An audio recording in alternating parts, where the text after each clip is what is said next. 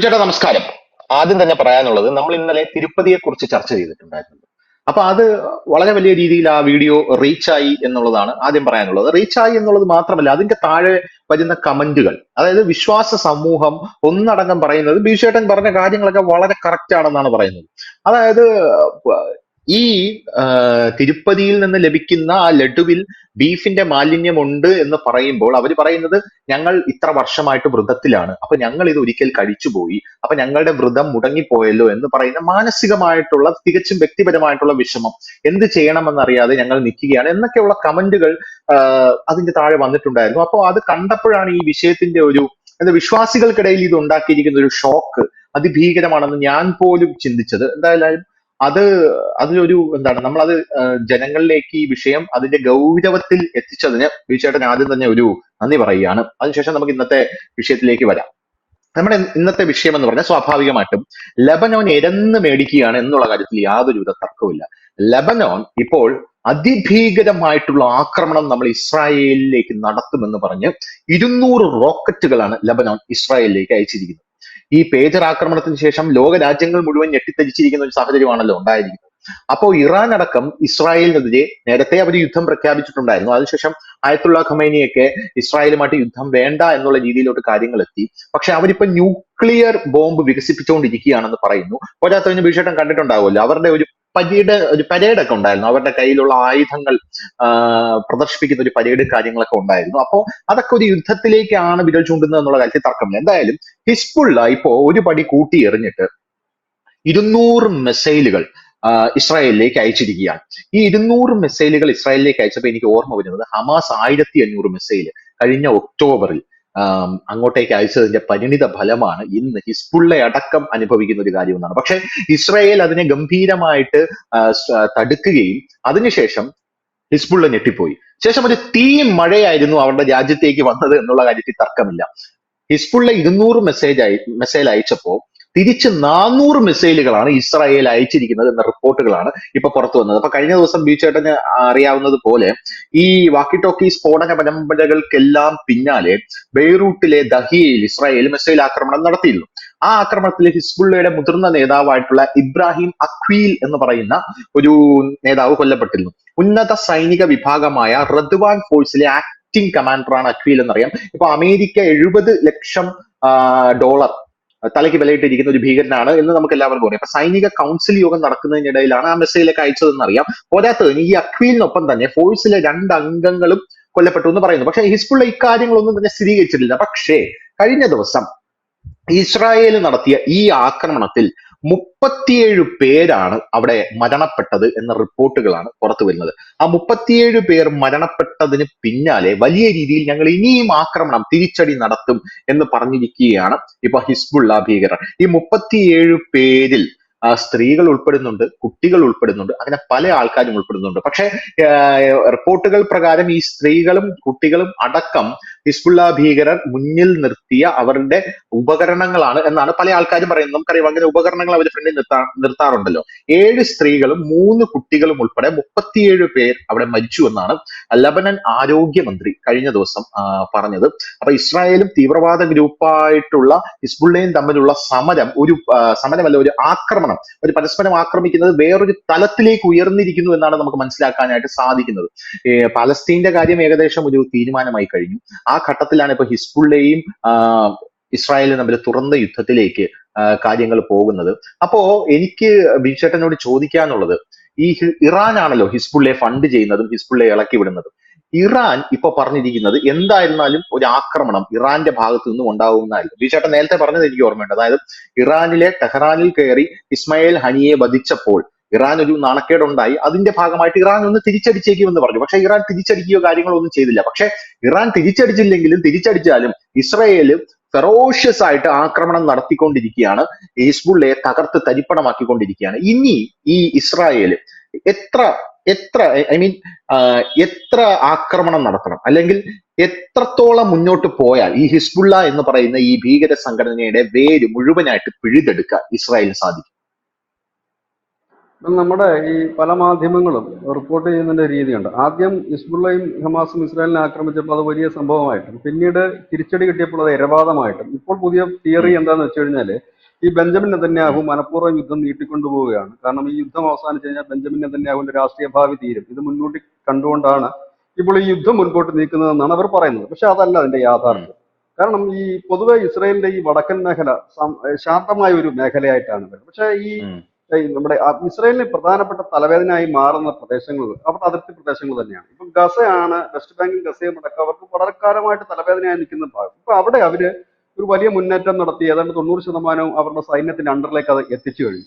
ഇനി അവരുടെ ലക്ഷ്യം എന്ന് പറഞ്ഞാൽ ഈ വടക്കൻ ഇസ്രായേൽ മേഖലയാണ്. അവിടെ നിന്ന് പലായനം ചെയ്ത ഒരു 60,000-ന് മേൽ ആളുകളുണ്ട്.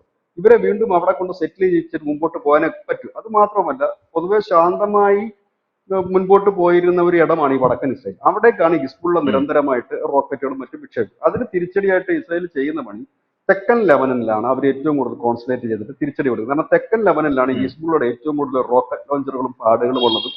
ഈ ഹിസ്ബുള്ളയുടെ കേന്ദ്രം എന്ന് പറയുന്നത് തെക്കൻ ലെബനാണ്. അതായത് ഒരു ഭാഗത്ത് ഒരു ശക്തമാണ്, മറ്റ് ആ ശക്തി കുറഞ്ഞ ഭാഗത്തേക്കാണ് അടി കൂടുതൽ പോകുന്നത്. പിന്നെ ഈ അടുത്ത കാലത്ത് ഹിസ്ബുള്ള എന്ന് പറഞ്ഞാൽ ശരിക്കും ലെബനന്റെ സേന എന്ന് തന്നെ നമുക്ക് പറയേണ്ടി വരും. കാരണം ലെബനൻ അങ്ങനെ പ്രത്യേകിച്ച് സേനയോ കാര്യങ്ങളൊന്നും ഇല്ല.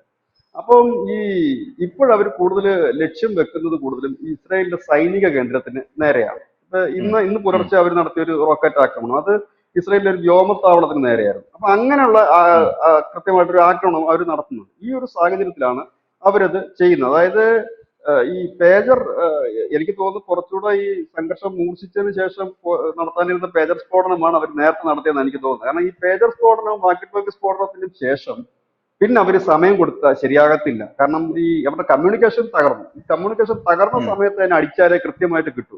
അതുകൊണ്ടാണ് അവർ ആ അതെ. തകർന്നതിന് തൊട്ട് പിന്നാലെ തന്നെ ശക്തമായ, ഇതെല്ലാവരും നേരത്തെ തന്നെ യുദ്ധ വിദഗ്ധരും നയതന്ത്ര ഉദ്യോഗസ്ഥരൊക്കെ പറഞ്ഞിരുന്നതാണ്. കാരണം ഇപ്പം ഉം, ഹിസ്ബുള്ളയുടെ നട്ടെല്ല് തകർന്നു, അവരുടെ കമ്മ്യൂണിക്കേഷൻ കംപ്ലീറ്റ് തകർന്നിരിക്കുക. ഈ സമയത്ത് ഇസ്രായേൽ ഭയങ്കരമായി അറ്റാക്ക് ചെയ്യും. അതുപോലെ തന്നെ ഉം, അവരുടെ ആ അറ്റാക്ക് ഇപ്പോഴും തുടരുന്ന ഒരു സാഹചര്യമുണ്ട്. ഹിസ്ബുള്ളയും പിന്നോക്കം പോകുന്നില്ല, അവരും തിരിച്ചടിക്കുന്നു. ഇതിനോടൊപ്പം തന്നെ കഴിഞ്ഞ ദിവസങ്ങളിലെല്ലാം നമ്മൾ ശ്രദ്ധേയമായ ഒരു കാര്യം എന്ന് പറഞ്ഞാൽ ഇറാഖിൽ നിന്ന് മിസൈലുകൾ ഇസ്രയേലിന് നേർക്ക് വന്നു തുടങ്ങിയിട്ടുണ്ട്. അതായത് അവിടെ ഉം, ISIS ഭീകരരാണ്. ഇവിടെയാണ് അമേരിക്ക കഴിഞ്ഞ ദിവസം ഒരു പ്രസ്താവന നടത്തിയ അവരുടെ US സ്റ്റേറ്റ് സെക്രട്ടറി പ്രസ്താവന നടത്തി. അദ്ദേഹം പറഞ്ഞ ഉം, കാര്യം, ഇസ്രയേലിനെ അങ്ങനെ വളഞ്ഞിട്ട് ആക്രമിക്കാൻ ഞങ്ങൾ വിടില്ല, ഉം, ഞങ്ങൾ അവർക്ക് സംരക്ഷണ കവചം ഒരുക്കും. അങ്ങനെ പറഞ്ഞുകൊണ്ടാണ് അവർ ചെങ്കടലിൽ അവരുടെ നാവിക സേനയെ ഒരുക്കി. ഇപ്പൊ 12ഓളം വാർഷിപ്പുകൾ അമേരിക്കയുടെ മാത്രമുണ്ട്. 40,000 സോൾജേഴ്സ് എന്നുള്ളത് 50,000 ആക്കി അവർ ഉയർത്തിയിട്ടുണ്ട്. പിന്നെ ഉം, അവരുടെ ഫൈറ്റർ ജെറ്റുകൾ അനവധിയുണ്ട്. അവർ ലക്ഷ്യം വെക്കുന്ന, അമേരിക്ക ഇപ്പം നോക്കുന്നത് ഈ യമനിൽ നിന്നുള്ള ഹുത്തി, സിറിയയിൽ നിന്നുള്ള മിലേഷ്യകളുടെ ആക്രമണം, അല്ലെങ്കിൽ ഹിസ്ബുള്ളയുടെ ആക്രമണം, ഇതിനെ തടുത്തു നിർത്തുക. കാരണം ഈ 4 രാജ്യങ്ങൾ ഒന്നിച്ച് ആക്രമിച്ചു കഴിഞ്ഞാൽ സ്വാഭാവികമായി ഇസ്രയേൽ കുറച്ചൊരു പണി കൂടും. അപ്പൊ അത് കുറയ്ക്കുക. കാരണം ഈ ഇറാഖിൽ, അതുകൊണ്ടാണ് ഇറാഖിൽ ഒരു 2 ആഴ്ചക്ക് മുമ്പ് അമേരിക്ക കയറി ഒരു അറ്റാക്ക് നടത്തിയത്. 11 ഇടങ്ങളിൽ വലിയ ഉം, ബോംബിംഗ് ഒക്കെ അവർ നടത്തി, ISIS പെടുത്താൻ. ഉം, അപ്പൊ ഇതിനെ മുഴുവൻ അവർ ഡിഫെൻഡ് ചെയ്തുകൊണ്ട്, ഇതെല്ലാം ഇറാന്റെ ഗ്രൂപ്പുകളാണ്, ഇതെല്ലാം ഇറാന്റെ പ്രോക്സികളാണ് ഇറാഖിൽ വർക്ക് ചെയ്യുന്നത്. അങ്ങനെ തന്നെ ഈ ഹിസ്ബുള്ള ആയാലും ഈ യൂത്തികളായാലും ഒക്കെ ഇതാണ്. അപ്പം ഇതിനെ തടുത്തു നിർത്തിക്കൊണ്ട് അടിക്കുക. ഇപ്പൊ ഇസ്രായേലിനെ സംബന്ധിച്ച്, കാരണം ഇതൊരു അന്തിമ യുദ്ധമായിട്ടാണ് അവരിതിനെ കാണുന്നത്. കാരണം ഇത് ഒരു അട്ടിച്ചങ്ങ് നിരപ്പാക്കി ഒരു സമാധാനത്തിൽ ഇവർ പ്രതീക്ഷിക്കുന്ന മുഴുവൻ, അമേരിക്ക ഉൾപ്പെടെയുള്ളവർ പ്രതീക്ഷിക്കുന്നത്, ഉം, ഇസ്രായേൽ ആക്രമണം ഘടിപ്പിക്കുമ്പോൾ സ്വാഭാവികമായും ഹിസ്ബുള്ള വെടിനിർത്തലിന് തയ്യാറാകുമെന്ന് തന്നെയാണ്. അതിനുള്ള സാധ്യത ഉം, വളരെ കൂടുതലാണ്. കാരണം അക്രമം കനക്കുമ്പോൾ, കാരണം ഈ ഏത് തീവ്രവാദ സംഘടനകൾക്കായാലും ഒരു ഗ്യാപ്പ് അനിവാര്യമാണ്.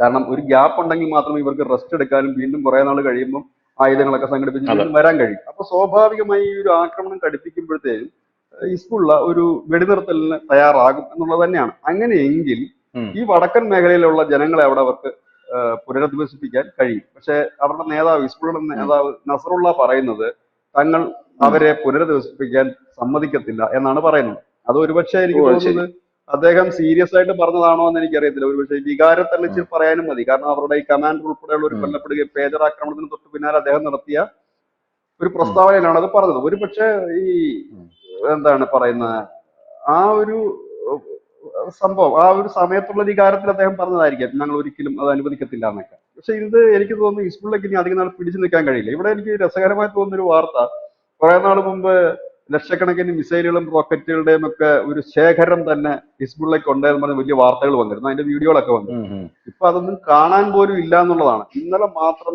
400 ഇടങ്ങളിലാണ് ബോംബിംഗ് നടത്തിയിരിക്കുന്നത് ഇസ്രായേൽ, 400 ഇടങ്ങളിൽ. അപ്പോ നിരന്തരമുള്ള അറ്റാക്ക്. ഇന്ന് രാവിലെ നമ്മൾ കേൾക്കുന്ന വാർത്ത അൽ ജസീറ ഉൾപ്പെടെയുള്ള ചാനലുകളെ അവര് പൂട്ടിച്ചിട്ടുണ്ട്, വെസ്റ്റ് ബാങ്കിലടക്കം. അപ്പം ഒരു പൂർണ്ണമായ ഒരു ഫുൾ സ്കെയിൽ വാറിലേക്ക് അവർ നീങ്ങുന്നു എന്നുള്ളത് തന്നെയാണ് നിന്ന് ഉം, മനസ്സിലാക്കാൻ കഴിയുന്നത്. കാരണം ഹിസ്ബുള്ള ഇപ്പോഴടിച്ചാല് ഒതുങ്ങും. കാരണം ഇപ്പോൾ അവരുടെ ഒരു എന്താണ്, കാരണം ഇനി അവര് വീണ്ടും ഒരു ശക്തിയായിട്ട് വരണമെങ്കിൽ കുറെ വർഷം എടുക്കും. കുറഞ്ഞത് ഒരു ഉം, 4-5 ഉം, വർഷമെങ്കിലും അവരിനി എന്താ പറയുക അവരുടെ ഈ തന്ത്രങ്ങളും ആയുധങ്ങളൊക്കെ. അപ്പൊ അത് ഒരടി എന്ന് പറഞ്ഞു കഴിഞ്ഞാല് ഒരുപാട് നഷ്ടം വന്നു. കുറെ പേര് കൊല്ലപ്പെടുന്നുണ്ട്, കുറെ ആയുധങ്ങൾ നശിക്കുന്നുണ്ട്, കുറെ അവിടെ ഉം, ലോഞ്ചറുകൾ നശിക്കുന്നുണ്ട്. ഇതെല്ലാം ഇനി റീകൺസ്ട്രക്ട് ചെയ്ത് വരാൻ വേണ്ടി ഒരു ടൈം എടുക്കും. അപ്പൊ ആ ഒരു ഉം, ടൈമിന് വേണ്ടി ഒരുപക്ഷെ അവര് അതുകൊണ്ടാണ് ഇസ്രയേല് ഭയങ്കര ശക്തമായിട്ട് വ്യോമാക്രമണം നടത്തുന്നതിന് പ്രധാനപ്പെട്ട കാരണം അത് തന്നെ. അത് ഒറ്റയടിക്ക് ഉം, കൂടുതൽ നാശനഷ്ടം വരുത്തുക. അതായത് ഇസ്രയേൽ ഉം, കണക്കൂട്ടുന്ന 1000 ലോഞ്ചറുകൾ, റോക്കറ്റ് ലോഞ്ചറുകൾ ഹിസ്ബുള്ളയ്ക്ക് ഉണ്ട് എന്നുള്ളതാണ്. അതിനകത്ത് 400 എണ്ണത്തിനാണ് ഇപ്പൊ അടിച്ചിരിക്കുന്നത്. ബാക്കി 600 ഉം, എണ്ണം കൂടെ അടിക്കും. അത് ഫുള്ള് തകർക്കുക. കാരണം ഇവന്മാർ ഇന്നല്ലെങ്കിൽ നാളെ വീണ്ടും വരും. അത് ഇസ്രയേലിനും അറിയാം. അപ്പൊ ഇനിയിപ്പോ ഒരു വെടിനിർത്തലിലേക്ക് പോകുന്നതിന് മുമ്പ് പരമാവധി അടിക്കുക, അടിച്ചൊരു വലിയ നാശനഷ്ടം വരുത്തുക. കാരണം ഇവര് വീണ്ടും ഉം, ഉം, ഇതെല്ലാം കൂടെ ഒന്ന് റീകൺസ്ട്രക്ട് ചെയ്ത് വരുമ്പോഴത്തേക്കും അടുത്തത് നോക്കിയാൽ മതിയല്ലോ. ഇപ്പൊ ഹമാസിന്റെ ഉം, അവസ്ഥ അത് തന്നെയാണ്. ഹമാസിനെ അടിച്ച് നിലംപരിശാക്കുന്നു എന്ന് കരുതിയിട്ട് ഈ ഹമാസ് ഉം, ഹിസ്ബുള്ളൊക്കെ അവസാനിക്കുമെന്നല്ല, ഇവരൊന്നും അവസാനിക്കത്തുമില്ല. കാരണം ഇനി ഹമാസിനായാലും ഹിസ്ബുള്ളയ്ക്കായാലും ഒന്നേന്ന് പറഞ്ഞ് പരിപാടികൾ തുടങ്ങണം. പുതിയ റോക്കറ്റ് ലോഞ്ചറുകൾ, റോക്കറ്റ് പാടുകൾ കണ്ടെത്തേണ്ടി വരും, പുതിയ ഉം, ആയുധങ്ങൾ അവർക്ക് ശേഖരിക്കേണ്ടതായി വരും, പുതിയ യുദ്ധതന്ത്രങ്ങൾ പഠിക്കേണ്ടതായി വരും, പുതിയ നേതാക്കൾ വരേണ്ടതായി വരും. അങ്ങനെ ഒരുപാട് വിഷയങ്ങൾ അതെ. വരും. അതിന് അവർക്ക് ഒരു ടൈം എടുക്കും. പക്ഷെ ഇതിനു ഉം, വേണ്ടി എന്ത് വേണം? പണം വേണം. ആർക്ക്? ഹിസ്ബുള്ളയ്ക്കും വേണം, ഹമാസിനും വേണം. ഈ ഉം, പണത്തിന്റെ ഒരു സ്രോതസ്സാണ് ഇപ്പോൾ ഇവർക്ക് അടഞ്ഞിരിക്കുന്നത്. കാരണം ഈ ഗൾഫ് രാഷ്ട്രങ്ങളൊക്കെ ഉം, പണം നൽകില്ല എന്ന് പറയുന്നതുകൊണ്ട് ഇവരുടെ പണത്തിന്റെ ഫണ്ടുകൾ നിൽക്കും. പിന്നെ ഇവർക്ക് ചെയ്യാൻ കഴിയുന്ന ഉം, ഒരു കാര്യം, ഇവര് പിരിവിന് ഇറങ്ങി കഴിഞ്ഞാൽ മറ്റ് ഭീകര സംഘടനകളൊന്നും ഇവരെ സഹായിക്കത്തൊന്നുമില്ല. കാരണം അവർ തന്നെ ജീവിക്കാൻ ഉം, പാടുപെട്ടിരിക്കുന്ന അവസ്ഥയാണ്. ഇതിനകത്ത് ചെയ്യുന്നതെന്ന് വെച്ചാൽ ഇവര് ഇപ്പൊ ഈ യുദ്ധം വെടിനിർത്തലിലേക്ക് പോയി കഴിഞ്ഞാലും ഇവർ ഈ ടെൻഷൻ ഉം, നിലനിർത്തിക്കൊണ്ടേയിരിക്കും. ഇടയ്ക്കിടയ്ക്കൊക്കെ ഓരോ മിസൈൽ വിട്ടും ഡ്രോൺ വിട്ടും ഉം, ഒക്കെ. ഉം, കാരണം ഇത് ആഗോള തലത്തിൽ നടക്കുന്ന ഒരു വലിയ പിരിവാണ് ഇതിന്റെ പിന്നിലുള്ളത്. കാരണം ഇവർക്ക് ആയുധം ഉം, വാങ്ങാനും ഒക്കെ പിരിവും കാര്യങ്ങളൊക്കെ ആവശ്യമായിട്ട് വരും. ഇത് നടക്കുന്നു. ഉം, ഇതാണ് ഇപ്പോൾ നടക്കുന്ന ഒരു സംഭവം. പക്ഷെ ഇത്തവണ എന്ത് പറ്റിയെന്ന് വെച്ച് കഴിഞ്ഞാല് ഈ ഒരു ഇതിലൂടെ ഈ യുദ്ധത്തോടു കൂടി ഈ ടെറർ ഗ്രൂപ്പുകൾക്ക് ഇസ്രായേൽ വലിയൊരു സന്ദേശം നൽകാൻ ഇസ്രായേലിന് കഴിയും. കാരണം ഉം, തങ്ങൾക്ക് പലതും ചെയ്യാൻ കഴിയുമെന്നും തങ്ങളെ തകർക്കാൻ ആർക്കും കഴിയില്ല എന്നൊരു സന്ദേശം പരത്താൻ കഴിയും. പ്രത്യേകിച്ച് കുറഞ്ഞ പക്ഷം ലെവലിലുള്ള ജനത്തിനെങ്കിലും ഹിസ്ബുള്ളയോടുള്ള ഒരു വിശ്വാസം നഷ്ടപ്പെട്ടു തുടങ്ങിയിട്ടുണ്ട്. കാരണം ആകെ ഉം, അവർക്ക് ഇപ്പോൾ ഒരു വിശ്വാസം മതത്തിന്റെ പേരിലുള്ള ഒരു വിശ്വാസം മാത്രമാണ്. ഉം, അതുകൊണ്ട് എത്ര നാൾ നമുക്ക് നിൽക്കാൻ പറ്റും? ഇവർ സുരക്ഷിതരല്ല എന്നൊരു തോന്നൽ അവർക്ക് എത്തിക്കഴിഞ്ഞിട്ടുണ്ട്. ഈ ഏതാണ്ട് ഹമാസിനും കാര്യങ്ങൾ ഏതാണ്ട് ബോധ്യമായിട്ടുണ്ട്. അതുകൊണ്ടാണല്ലോ ഉം, അവരെ പിന്തുണയ്ക്കുന്ന മാധ്യമങ്ങൾ പോലും ഇപ്പോൾ പറയുന്നത് ഇസ്രായേലിനോട് പിടിച്ചു നിൽക്കാൻ കഴിയില്ല, ഇസ്രായേൽ ശക്തരാണ്. പക്ഷെ ഉം, ഇവരൊന്നും അങ്ങനെ ആയിരുന്നില്ലല്ലോ ഒരു മാസം മുമ്പ് പറഞ്ഞിരുന്നത്. ഇസ്രായേലിനെ തകർക്കും, ഇസ്രായേൽ ഉം, ഒന്നും ചെയ്യാൻ കഴിയില്ല ആ രാജ്യത്തെ. പ്രത്യേകിച്ച് അത് മാത്രവുമല്ല, ഇസ്രായേലിന്റെ ഒരു ശക്തിയായിട്ട് അമേരിക്കൻ ബ്രിട്ടനും ഒക്കെ വന്നാൽ അതിനെ നേരിടാനുള്ള കപ്പാസിറ്റി ആ മേഖലയിലില്ല. ഒന്ന് ഇറാൻ ഉം, അങ്ങനെ ഒരു ബുദ്ധിമോശം, ഒരുപക്ഷെ അവരൊരു ഒരു പേരിന് വേണ്ടി ഒന്ന് രണ്ട് ആക്രമണം നടത്തിയാലും അവരൊരു ആക്രമണത്തിലേക്ക് പോയില്ല. കാരണം അവർക്ക് തന്നെ അറിയാം ഗൾഫ് ഉം, രാഷ്ട്രങ്ങളിൽ നിന്ന് ഇറാന് പിന്തുണയൊന്നും കിട്ടില്ല, അറബ് രാജ്യങ്ങളിൽ നിന്ന് പോലും. ഒന്നത്. രണ്ടാമത്തെ കാര്യം, ഇന്ത്യ, ചൈന, റഷ്യ തുടങ്ങിയ രാജ്യങ്ങൾക്കൊന്നും ഈ ഒരു യുദ്ധത്തിൽ യാതൊരു താല്പര്യവുമില്ല. കാരണം ഇന്ത്യയൊക്കെ ഉം, മുമ്പ് ഈ ഗൾഫ് വാർ, മിഡിൽ ഈസ്റ്റിലെ വാറിൽ എല്ലാ രാജ്യങ്ങൾക്കും താല്പര്യം ഉണ്ടാകാൻ കാരണം അവരുടെ എണ്ണ ഉൽപാദനമായിരുന്നു. എണ്ണ രാജ്യങ്ങളാണ്. ആ എണ്ണ ഈ ഓയിൽ എന്താണ് പാടങ്ങൾക്ക് തീ പിടിച്ചു കഴിഞ്ഞാൽ എണ്ണ കിട്ടാതെ വരും, എണ്ണയ്ക്ക് വില വീഴും. ഇപ്പൊ അത്തരം ടെൻഷനുകളൊന്നും ഇന്ത്യ ഉൾപ്പെടെയുള്ള രാജ്യങ്ങൾക്ക് ഇല്ല. ഇനിയിപ്പോ അവിടുന്ന് എണ്ണ ഇല്ലെങ്കിലോ ഇല്ല എണ്ണ കുറഞ്ഞാലോ അത് ഉം, ടെൻഷൻ ഇല്ല. അപ്പൊ എന്ത് പറ്റും? നമ്മൾ ആ മേഖലയിലേക്ക് നോക്കില്ല. ഇത് ഗൾഫ് രാജ്യങ്ങൾക്ക് നന്നായിട്ട് അറിയാം. കാരണം ഇനി പഴയതുപോലെ ലോകരാജ്യങ്ങൾ ഈ മിഡിൽ ഈസ്റ്റിലേക്ക് കൂടുതൽ ശ്രദ്ധ വെക്കില്ല. കാരണം എന്താ വെച്ചാൽ അവിടെ പിന്നെ ഉം, എല്ലാവരും ശ്രദ്ധ വെക്കുന്നത് എന്താണെന്ന് വെച്ചാൽ അവിടുത്തെ കൺസ്ട്രക്ഷനും മറ്റുമൊക്കെയാണ്. അപ്പൊ അതുകൊണ്ട് ഉം, ഈ ഇറാനുള്ള പിന്തുണ, ഈ പഴയതുപോലെ ഒരു പിന്തുണ ഈ യുദ്ധത്തിന് കിട്ടില്ല. നമ്മൾ കണ്ടതാ ഈ റഷ്യ ഉക്രൈൻ യുദ്ധം വന്നപ്പോഴും പണ്ടത്തെ പോലെ രണ്ട് ഇരുവിഭാഗം രാജ്യങ്ങൾ രണ്ട് ഭാഗത്തേക്ക് ചേരി തിരിയുന്നതൊന്നും നമ്മളത് കണ്ടുവന്നില്ല. ഉം, ഈ നാറ്റോ സഖ്യം യുക്രൈന് പിന്തുണ നൽകുമെന്ന് പറയുമ്പോഴും അവർ പ്രത്യക്ഷത്തിൽ ഒരു സഹായവും നൽകിയിട്ടില്ല. ആയുധങ്ങളും ഒക്കെ ഉം, നൽകുന്നു എന്ന് മാത്രമേ ഉള്ളൂ. റഷ്യയുണ്ടോ ചൈന ഉണ്ട് എന്നുള്ളത് കവിഞ്ഞ് അതിനപ്പുറത്തേക്ക് കൂടുതൽ രാജ്യങ്ങൾ എത്തിയിട്ടില്ല. ഇത് തന്നെയാകും ഇറാൻ ഉം, യുദ്ധത്തിൽ ഇറങ്ങിക്കഴിഞ്ഞാലും ഈ അറബ് കൺട്രീസിന്റെ ഒന്നും സഹായവും പിന്തുണയൊന്നും ഇറാന് കിട്ടില്ല. രണ്ടാമത്തെ കാര്യം, ഉം, ഈ ഇസ്രായേലിന്റെ കൂടെ അവരുടെ സഖ്യകക്ഷികളായ അമേരിക്കയും കാര്യങ്ങളും കാണുകയും ചെയ്യും. അതല്ലാതെ ഇപ്പൊ ഈ ഇങ്ങനെയുള്ള യുദ്ധങ്ങൾക്കൊന്നും ആർക്കും ഒരു താല്പര്യമില്ല. പിന്നെ നരേന്ദ്രമോദിയെ പോലെ വളരെ കുശാഗ്ര ബുദ്ധിയുള്ള ഒരു ഭരണാധികാരി ഉണ്ടെങ്കിൽ ഈ യുദ്ധത്തിന്റെ ഇടയിൽ നിന്ന് നമുക്കെന്ത് നേട്ടം ഉണ്ടാക്കാൻ പറ്റുമെന്ന് നോക്കുന്നവരും ഉണ്ട്. കാരണം ഉം, ഉം, ആയുധം വിറ്റിട്ടാണെങ്കിലും ഇല്ലെങ്കിൽ ഓയിൽ ഇറക്കുമതി ഉം, ചെയ്തിട്ടാണെങ്കിലും ഇല്ലെങ്കിൽ അവിടെ എന്തെങ്കിലും കോൺട്രാക്ട് വർക്ക് കിട്ടുമെന്നായിരിക്കും നമ്മൾ ആദ്യം നോക്കുന്നത്. അത് ചിലപ്പോൾ ഒരുപക്ഷെ എനിക്ക് തോന്നുന്നു ഈ ഉം, ബെയ്റൂട്ടിലും ഇല്ല, ബെയ്റൂട്ടിലെ ഇസ്രായേലിന്റെ അടക്കം റോഡുകൾ പൊളിയുന്നത് ഇതിന്റെ കൺസ്ട്രക്ഷൻ അവർ ഇപ്പോൾ തന്നെ പറഞ്ഞു കഴിഞ്ഞു ഇസ്രായേൽ, ഞങ്ങൾ ഇന്ത്യൻ കമ്പനികളെ ഉം, എടുക്കുന്നുള്ളൂ. കാരണം അവരാകുമ്പോൾ റേറ്റും കുറവുണ്ട്, ഗുണമേന്മയുണ്ടെന്ന്. അപ്പൊ ഇതൊക്കെ നോക്കി നിൽക്കുന്ന ഭരണാധികാരികളുണ്ട്. നരേന്ദ്രമോദിയെ പോലുള്ള ഭരണാധികാരികൾ അങ്ങനെയാണ്. റഷ്യ ഉക്രൈൻ യുദ്ധത്തിൽ നേട്ടം ഉണ്ടാക്കിയ ഒരു രാജ്യം ഇന്ത്യയാണ്. നാളെ ഈ ഇസ്രായേലും ഹമാസും ഹിസ്ബുള്ളായിട്ടുള്ള ആ യുദ്ധം അവസാനിക്കുമ്പോഴും നേട്ടം ഇന്ത്യക്ക് തന്നെയാണ്. കാരണം ഉം. അവിടുത്തെ കൺസ്ട്രക്ഷന്റെ ആയാലും തുറമുഖത്തിന്റെ ആയാലും ഒക്കെ നടത്തിപ്പ് ചുമതല ഇന്ത്യൻ കമ്പനികൾക്കാണ്. പിന്നെ ലെബനനൊക്കെ ഉം. ദരിദ്രമായ രാജ്യം ആയതുകൊണ്ട്, അല്ലെങ്കിൽ നമ്മൾ പോയിട്ട് അവിടെയും പോയി കോൺട്രാക്ട് പിടിച്ചു തന്നെ. കാരണം അവർ ദരിദ്രമായതുകൊണ്ടാണ് ഉം. നമ്മൾ പിടിക്കാത്തത്. അതാണ് നമ്മൾ നോക്കുന്നത്. ഈ പണി തന്നെയാണ് മുമ്പ് ചൈന നോക്കിക്കൊണ്ടിരുന്നതും. എല്ലാവരും ഇത് തന്നെയാണ്. അമേരിക്ക നോക്കുന്നത് ഇത് തന്നെയാണ്. ഒരു യുദ്ധം ഉണ്ടാകുക, പിന്നെ അവിടെ ഉം. പോയിട്ട് ഇപ്പൊ ഇസ്രയേലിന് 10% അവരുടെ ഈ അമേരിക്കയുടെ ഈ ഡിഫൻസ് ബഡ്ജറ്റിനകത്ത് 10% അവർ നീക്കി വെക്കുന്നത് ഇസ്രയേലിന് കൊടുക്കാനാണ്. അത് ക്യാഷ് ആയിട്ടാണ് കൊടുക്കുന്നത്. അമേരിക്കയുടെ ബുദ്ധി ഉം. എന്താണെന്നറിയാവോ? ഇത് ഉം. 10% ക്യാഷ് ഇസ്രയേലിന് കൊടുക്കുമ്പോൾ അവരെ സഹായിച്ചു എന്നുള്ളതാകും. കാരണം ഇസ്രയേലിന് ഉം. ഈ 10% ഫണ്ട് എന്ന് പറഞ്ഞാൽ വലിയൊരു തുകയാണ് വരുന്നത്. ഈ വലിയ തുക കൊണ്ട് ഇസ്രയേലിനെ സംബന്ധിച്ച് പറയാം, ആയുധങ്ങളൊക്കെ അമേരിക്ക കൊടുക്കുന്നുണ്ട്. ഇത് കൂടാതാണ് ഈ 10 ലക്ഷം രൂപ കൊടുക്കുന്നത്. ഈ 10 ലക്ഷം രൂപ എന്ന് പറഞ്ഞാൽ അവർ കൂടുതൽ ഉപയോഗിക്കുന്ന ഈ ടെക്നോളജികൾ വികസിപ്പിക്കാനും ഒപ്പം തന്നെ ഈ മൊസാദിന്റെ പ്രവർത്തനങ്ങൾക്ക് വേണ്ടിയിട്ടാണ്. അത് കൂടാതെ അമേരിക്കയുടെ ആയുധം മേടിക്കാനും ഈ 10% നിന്നുള്ള പൈസയാണ് മുടക്കുന്നത്. സംഭവം സിമ്പിൾ ആണ്. ഉം. ഞാൻ ധനുഷിന് ഒരു 10 രൂപ തരുന്നു. ധനുഷിന് ചായ മേടിക്കണമെങ്കിൽ എൻ്റെ അടുത്തൊന്നും മേടിക്കണം, 5 രൂപ ആ ചായക്ക് ധനുഷ് ഉം. തന്ന 10 രൂപ തിരിച്ച് എനിക്ക് തരണം. ഉം. പിന്നെ അതിന്റെ കൂടെ ഒരു വട കൂടെ വേണമെങ്കിൽ ഒരു 5 രൂപ, 10 രൂപ തീരും, ഇല്ലെങ്കിൽ 2 രൂപയുടെ മുടക്കണം, 7 രൂപയും ഉം. എന്റെ കയ്യിൽ എനിക്ക് തിരിച്ചു വരിക. തന്നോന്ന് ചോദിച്ചാൽ ഉം. ഉം. തന്നു എന്ന് പറയാൻ പറ്റും അല്ലേ? ഇതിനകത്ത് ഉം. ധനുഷിന് ചിലപ്പോൾ ഒരു 4-5 രൂപ മിച്ചം കിട്ടുമായിരിക്കും. എങ്കിലും തന്നു എന്ന് ഉം. ചോദിച്ചാൽ തന്നു എന്ന് പറയും. ഒരു തരത്തിൽ പറഞ്ഞ് കറങ്ങി തിരിഞ്ഞ് എൻ്റെ അടുത്ത് തന്നെ ഈ സാധനം വരുന്നത്. ഉം. ഉം. അപ്പം ഉം. അവർക്ക് മുമ്പോട്ട് പോകാൻ പറ്റും. ഇപ്പൊ ഈ ഒരു ലെവലിലേക്ക് ഇന്ത്യ എങ്ങും പോയി പക്ഷം പിടിക്കാനൊന്നും പോകുന്നില്ല. മറ്റു രാജ്യങ്ങളിൽ പണ്ടും ഇന്ത്യ പക്ഷം പിടിക്കാറില്ല, ഇപ്പൊ ഒട്ടും ഉം. പിടിക്കാറില്ല. കാരണം ഉം. അതിൽ നിന്ന് എന്ത് നേട്ടം ഉണ്ടാകാൻ നമ്മൾ നോക്കും. അപ്പൊ അതുകൊണ്ട് ഇനിയിപ്പോ ഈ യുദ്ധത്തിലേക്കൊന്നും ഇറാൻ ഒന്നും ഇറങ്ങില്ല. പക്ഷെ ഇറാന് ഇപ്പൊ ചെയ്യാൻ പോകുന്ന പണി, എനിക്ക് തോന്നുന്നു ഇറാൻ വളരെ ബുദ്ധിപൂർവ്വം ഒരു നീക്കം നടത്തും. കാരണം ഇറാൻ കൂടി ഉം. ഇപ്പൊ ശക്തമായ ഒന്നോ രണ്ടോ മിസൈലാക്കിയിട്ട് ഒരു യുദ്ധ പ്രതീതി ജനിപ്പിക്കാമെങ്കിൽ സ്വാഭാവികമായി അമേരിക്ക ഇടപെടും. അമേരിക്ക ഇടപെടുകയും ചെയ്യും. ഉം. ഇറാനുമായിട്ട് ഒരു അണ്ടർസ്റ്റാൻഡിങ്ങിലേക്ക് പോകും. പോയി കഴിഞ്ഞാൽ ഇറാന് വേണമെങ്കിൽ അവരുടെ ഈ സമ്പുഷ്ട യുറേനിയം ഇല്ലെങ്കിൽ അണു ആയുധത്തിന്റെ പുതിയ പരീക്ഷണം, ഇതിന് വേണ്ടിയിട്ട് ചില സഹായങ്ങൾ അവിടെ കിട്ടിക്കൂടായികയില്ല. കാരണം ഉം. കാരണം ഇറാൻ ഇത് പ്രത്യക്ഷമായിട്ട് ഇറങ്ങിയിട്ട് ഒരു ലാഭവും ഇറാനെ സംബന്ധിച്ചില്ല. കാരണം വല്ലവരുടെ പ്രശ്നമായിട്ട് തന്നെയാണ് ഇറാൻ കാണുന്നത്. പിന്നെ സ്വാഭാവികമായ ഒരു സുകുപ്പീരുണ്ടെന്ന് മാത്രമേ ഉള്ളൂ. അല്ലാതെ അതിനകത്ത് അവർക്ക് പ്രത്യക്ഷമായിട്ട് ഇറങ്ങിയിട്ട് നഷ്ടമേ ഉള്ളൂ. കാരണം യുദ്ധങ്ങളുടെ ഒരു നീണ്ട നിര തന്നെ അഭിമുഖീകരിച്ച ഒരു രാജ്യമാണ് ഇറാൻ. അവര് ഇന്ന് ഉം. ഡെവലപ്പ് ആകാൻ ആഗ്രഹിക്കുന്ന ഒരു രാജ്യം. അവർക്ക് പോകില്ല, അവരൊന്ന് പേടിപ്പിച്ച് നിർത്തും. ഇപ്പൊ തന്നെ എനിക്ക് തോന്നുന്നു ഇറാൻ ഒതുങ്ങി നിൽക്കുന്നതിന് പിന്നിൽ അമേരിക്കയാണെന്ന് തന്നെയാണ് എനിക്ക് തോന്നുന്നത്. കാരണം ഉം. ഉം. വലിയ രീതിയിലുള്ള ഉം. അമേരിക്കൻ സഹായം ഇറാൻ വാങ്ങുന്നുണ്ട് എന്ന് വേണം നമ്മൾ കരുതാനായിട്ട്. കാരണം ഈ 2 ആഴ്ചക്ക് മുമ്പായിരുന്നു ഇറാന്റെ വിദേശകാര്യ മന്ത്രി പറഞ്ഞത്, ഞങ്ങൾ വാങ്ങുന്നുണ്ട്. യൂറോപ്യൻ യൂണിയൻ രാജ്യങ്ങളുമായിട്ട് നമ്മൾ യൂറോപ്യൻ യൂണിയൻ രാജ്യങ്ങളുമായിട്ട് ഉം. ഭയങ്കരമായിട്ട് ടൈപ്പിന് വേണ്ടി ശ്രമിച്ചുകൊണ്ടിരിക്കുകയാണ്, അവരില്ല നമുക്ക് മുമ്പോട്ട് പോകാൻ പറ്റുന്നില്ല. അപ്പം അവരുടെ സഹായം വാങ്ങുന്നുണ്ട്.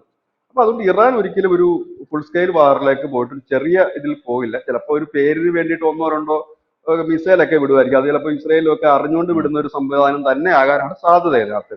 ഉം. പക്ഷെ അവരങ്ങനെ ഉം. പോകില്ല. കാരണം അവർക്ക് എന്താ വെച്ചാൽ ഒന്നോ രണ്ടോ തവണ മിസൈൽ വിട്ട് നിർത്തുക എന്ന് പറഞ്ഞാലും നടക്കുന്ന ഒരു കേസല്ല. പിന്നെയും ഉം. അതുണ്ടാകും. അവരിപ്പോ ആകെ ചെയ്യുന്ന ഇപ്പൊ ഒരു കാര്യം, ഇപ്പൊ ചെയ്തുകൊണ്ടിരിക്കുന്ന കാര്യം തന്നെ അവർ മുമ്പോട്ട് കൊണ്ടുപോകും. അതായത് ഹിസ്ബുള്ളക്കൊക്കെ വീണ്ടും പിന്തുണ കൊടുത്തുകൊണ്ട് മുൻപോട്ട് കൊണ്ടുപോവുക എന്നുള്ളതാണ്. ഇല്ലെന്നുണ്ടെങ്കിൽ അവർക്ക് ഉം. അടിക്കാനായിട്ടുണ്ടെങ്കിൽ അവരുടെ അംബാസഡറുടെ കണ്ണ് പോയില്ലേ ലെബനനിൽ. വേണമെങ്കിൽ ഉം. അവർക്ക് അടിക്കാമായിരുന്നു. അവരതിനകത്ത് ആഹ് ആഹ് ഇതാണ് ഏതാ അതിനകത്ത് അവർ പോയിട്ടില്ലല്ലോ, അടിക്കാൻ പോയില്ലല്ലോ. ഇറാൻ അടിക്കണമെങ്കിൽ ഒരുപാട് കാരണങ്ങളുണ്ടായിരുന്നു, ഒരുപാട് അതെ. വിഷയങ്ങളുണ്ട്. ഇപ്പൊ കഴിഞ്ഞ ദിവസം ഇറാൻ ആയത്തുള്ള കിട്ടിയതൊക്കെ ഖമേനി മേടിച്ചു വെക്കുന്നത് മാത്രമേ ഉള്ളൂ, അടിക്കണം എന്നൊരു ഇന്റൻഷൻ ഇല്ല. അടിയില്ല. ഇപ്പൊ കഴിഞ്ഞ ദിവസം ആയത്തുള്ള ഖമേനി പറഞ്ഞൊരു ഏതോ ഒരു കാര്യം എന്ന് സിനിമയിലെ വെച്ചാൽ ബിജേട്ടാ ജഗതി പറയുന്നത് പോലെ ഒരടിയും മിസ്സായില്ല എന്ന് പറയുന്നത് പോലെ എല്ലാ അടിയും ഇറാനെ കൊള്ളുക. അല്ല, ഇറാന് ഒരുപാട് വേദനിപ്പിക്കുന്നുമില്ല ഇസ്രായേൽ, അതും ശ്രദ്ധിക്കേണ്ട കാര്യമാണ്. ഹനിയെ തട്ടിയപ്പോഴും ഉം. അത് ഇറാനെ വലിയ വേദനിപ്പിക്കുന്നില്ല, അവരുടെ രാജ്യത്ത് സംഭവിക്കുന്നു. ഇപ്പൊ ഈ അംബാസഡർ, ലെബനിൽ നിന്ന് അംബാസഡറുടെ കണ്ണു പോയതും ഇസ്രായേൽ മനഃപൂർവ്വം അടിച്ച ഉം. അടിയല്ല. പേജർ കിട്ടിയപ്പോൾ അണ്ണനും ഉം. മേടിച്ച് പോക്കറ്റ് ഒരു പേജർ വെച്ചതാ സംഭവം. അതായത് ഉം. ഇസ്രായേലിന്റെ ഉം. കുറ്റമല്ല. രണ്ടാമത്തെ കാര്യം എന്ന് വെച്ചാൽ കഴിഞ്ഞ ദിവസം അവരുടെ ഈ എന്താ ആത്മീയ നേതാവ് ആയത്തുള്ള ഖമേനി പറഞ്ഞ ഒരു ഡയലോഗ് ഉണ്ട്. അത് ലോകത്തെ മുസ്ലിങ്ങളെല്ലാം കൂടെ ഒന്നിച്ച് ഇസ്രായേലിന്റെ ട്യൂമറിനെ തുടച്ചു നീക്കണമെന്ന് പറയുമ്പോൾ പോലും ഉം. അതിന് വേണ്ടിയിട്ട് യാതൊരു ശ്രമവും അവരുടെ ഭാഗത്തുനിന്ന് ഉണ്ടാകുന്നില്ല. എന്ത് റീസൺ ഉം. ആണ് പറയാനുള്ള റീസൺ ഇല്ല. പിന്നെ ആവശ്യമില്ലാത്തവരുടെ അടുത്ത് പോയി തല വെക്കണ്ട എന്നുള്ളതാണ്. സൗദി അടക്കമുള്ള എല്ലാ രാജ്യങ്ങളും ആ നിലപാടിൽ തന്നെയാണ്. പണ്ടായിരുന്നെങ്കിൽ ഉം. ഈ ഇത്തരം വിഷയങ്ങൾ ഉണ്ടാകുമ്പോൾ അറബ് രാജ്യങ്ങൾ വളരെ ശക്തമായി നിൽക്കുകയും അമേരിക്ക വെള്ളം കുടിച്ചു പോകുന്നൊരു ഉം. സ്ഥിതിയുണ്ട്. കാരണം അമേരിക്കയെ ഉം. സംബന്ധിച്ച് ഈ മിഡിൽ ഈസ്റ്റ് അവർക്ക് ഒഴിവാക്കാൻ പറ്റുന്ന ഒന്നല്ല ഈ ഗൾഫ് കൺട്രീസുമായിട്ടുള്ള ബന്ധം. ഉം. പിന്നെ ഉം. ഇസ്രായേലിനെ നിലനിർത്തണം. ഇതും കൂടെ അമേരിക്ക വലിയ ടെൻഷനാണെങ്കിൽ ഇപ്പോഴും അമേരിക്കയ്ക്ക് അത്ര വലിയ ടെൻഷൻസും കാര്യങ്ങളൊന്നും ഇല്ല. കാരണം ഉം. സ്മൂത്ത് ആയിട്ട് ഉം. കാര്യങ്ങൾ മുമ്പോട്ട് പോകുന്നുണ്ട്. അപ്പൊ അപ്പൊ ഇതെങ്ങനെയെങ്കിലും തീരണമെന്നുള്ളതാണ്. ഇസ്രായേൽ അപ്പൊ എനിക്ക് തോന്നുന്നത് എനിക്ക് ഒരു കുറച്ച് ദിവസം കൂടെ നിൽക്കാൻ സാധ്യതയുള്ളൂ, നീണ്ടു പോകാൻ സാധ്യതയില്ല. ഒരു പക്ഷേ അവരിപ്പോൾ പറഞ്ഞതാണ് ശരിയാണെങ്കിൽ 100 റോക്കറ്റ് ലോഞ്ചർ പാടുകളുണ്ട്, അതിൽ 400 എണ്ണം നശിപ്പിക്കപ്പെട്ടു എന്ന് പറയുമ്പോൾ ഇനി 600 എണ്ണം കൂടെ ഉള്ളൂ. അത് അധികമൊന്നും പോകാൻ സാധ്യതയില്ല. ഒരുപക്ഷെ ഇത് ഒരാഴ്ചക്കുള്ളിൽ ഒരു വെടിനിർത്തലിലേക്ക് പോകാനുള്ള സാധ്യത. അപ്പോഴത്തേക്കും ഏതാണ്ട് ഹിസ്ബുള്ളയുടെ കട്ടയപ്പടവും മടങ്ങും. പിന്നെ അവർ രണ്ടാമത് ഇതെല്ലാം കൂടെ ഒന്ന് രൂപപ്പെടുത്തി വരുമ്പോൾ ഒരു ടൈം എടുക്കും. ഏതായാലും അത് കഴിഞ്ഞാൽ നമുക്കൊരു ഒരു വർഷക്കാലമെങ്കിലും ഒരു സമാധാന അന്തരീക്ഷം അവിടെ ഉണ്ടാകും. കാരണം ഹമാസിനും ഇനി ഒന്ന് ഒന്ന് റെഡിയായി വരണമെങ്കിൽ അവർക്കും ടൈം എടുക്കുന്ന ഒരു സംഭവം. ഇതാണ് ഇപ്പോൾ അവിടെ നടക്കുന്ന ഒരു കാര്യം. അക്ഷരാർത്ഥത്തിൽ പറഞ്ഞു കഴിഞ്ഞാല് ഈ ഇറാൻ ആയാലും മറ്റു രാജ്യങ്ങളായാലും ഒക്കെ വെറും പടമാണ്. പശ്ചിമേഷ്യയിലെ പവർ ഇസ്രായേൽ തന്നെയാണെന്ന് അവർ ഒരിക്കൽ കൂടി തെളിയിച്ചു. വേണമെങ്കിൽ അവർക്ക് ഒരേ സമയം തന്നെ ഈ ഇറാനും സിറിയ എല്ലാവരുമായിട്ട് ഒരേ സമയം നിന്ന് അടിക്കാനുള്ള കപ്പാസിറ്റി അവർക്ക് ഉണ്ടെന്നുള്ള കാര്യം അവർ തെളിയിച്ചു. അതിനോടൊപ്പം മുട്ടാനായിട്ട് ആരും പോകില്ല. പിന്നെ നമുക്ക് ഈ നമ്മുടെ നാട്ടിലൊക്കെ പിന്നെ അവരെ സപ്പോർട്ട് ചെയ്തവരെ സൂപ്പിക്കാൻ ചില വാർത്തകൾ ചെയ്യാമെന്ന് കവിഞ്ഞിട്ട് സീരിയസ് ആയിട്ട് നമ്മൾ അതിനെ വാർത്തയെ ശ്രദ്ധിക്കാമെങ്കിൽ നമുക്കറിയാം. അതിന്റെ ഏറ്റവും വലിയ ഉദാഹരണമാണ് മീഡിയ വൺ ചാനൽ. അതായത് മീഡിയ വണ്ണിലെ ദാവൂദ് എന്ന് പറയുന്ന ഒരു കോർഡിനേറ്റിംഗ് ഹെഡുണ്ട്. പുള്ളിയാണെങ്കിൽ ഇസ്രായേല് ഇങ്ങോട്ടേക്ക് 10 മിസൈൽ അയച്ച് അവിടെയുള്ള ആൾക്കാർ മരണപ്പെടുമ്പോൾ വന്ന് കരച്ചില. അത് മണ്ണ് വാരിയിട്ട് കരയും. അത് കഴിഞ്ഞ് ഹിസ്ബുള്ള ഒരു റോക്കറ്റ് അങ്ങോട്ട് അയക്കുമ്പോ ഇതാ ഇറാൻ തീരുന്നു എന്നൊക്കെ പറഞ്ഞ് വീണ്ടും തിരിച്ചു വന്നു. അതായത് കരയുക, ചിരിക്കുക, കരയുക. ഒരു പ്രത്യേകത ഒരു ജീവിതമാണ്.